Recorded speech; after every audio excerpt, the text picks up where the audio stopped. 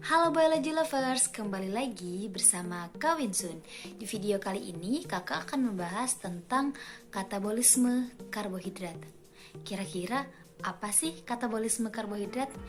Jadi katabolisme karbohidrat ini merupakan proses pembongkaran karbohidrat. Katabolisme karbohidrat dapat terjadi melalui respirasi seluler, yang dimana respirasi seluler ini merupakan reaksi yang menghasilkan ATP dan menggunakan O2 sebagai akhir akseptor elektronnya. Berdasarkan keterlibatan oksigen, respirasi seluler dibagi menjadi dua. Ada respirasi aerob dan respirasi anaerob. Tetapi pada video kali ini kita akan membahas respirasi aerob terlebih dahulu. Baik, yang pertama kita akan membahas tentang respirasi aerob. Respirasi aerob merupakan respirasi yang menggunakan oksigen dan melepaskan karbon dioksida. Respirasi aerob terbagi menjadi 4 tahap. Yang pertama ada glikolisis, yang kedua ada dekarboksilasi asam pirufat, dan yang ketiga ada siklus Krebs, dan yang terakhir ada transport elektron. Oke, tahap yang pertama yaitu proses glikolisis, yang dimana glikolisis ini merupakan pengubahan senyawa glukosa menjadi asam pirufat.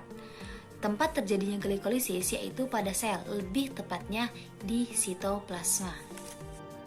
Selanjutnya yaitu proses glikolisis, yang dimana bahan dasarnya adalah glukosa. Glukosa diubah menjadi glukosa 6-fosfat. Pada perubahan ini akan ada penggunaan ATP menjadi ADP. Kemudian glukosa 6-fosfat tadi diubah menjadi fruktosa 6-fosfat. Selanjutnya fruktosa 6-fosfat diubah lagi menjadi fruktosa 1,6-bifosfat. Nah, pada perubahan ini ada lagi pengubahan ATP menjadi ADP. Selanjutnya yaitu fruktosa 1,6-bifosfat yang akan dibagi menjadi 2 bagian. Karena 2 bagiannya sama, jadi kita hanya membahas salah satu saja. Jadi fruktosa 1,6-bifosfat diubah menjadi gliseraldehid trifosfat atau biasa disingkat G3P. Kemudian G3P ini diubah menjadi 1,3 bifosfoglyceraldehyde, yang dimana pada proses pengubahan ini akan terbentuk NAD+ diubah menjadi NADH. Selanjutnya dari 1,3 bifosfoglyceraldehyde diubah menjadi 3 fosfoglyceral atau biasa kita singkat PGA. Pada proses perubahan ini terjadi perubahan ADP menjadi ATP. Selanjutnya dari 3 fosfoglyceral diubah menjadi 2 fosfoglyceral. Nah, kemudian 2 fosfoglyceral ini akan diubah menjadi 2 fosfoenol pirufat.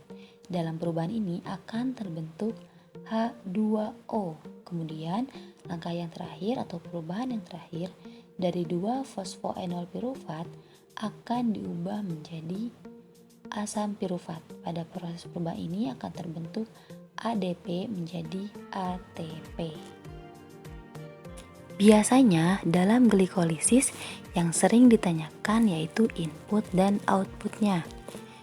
Kita akan membahas input atau masukan terlebih dahulu. 1.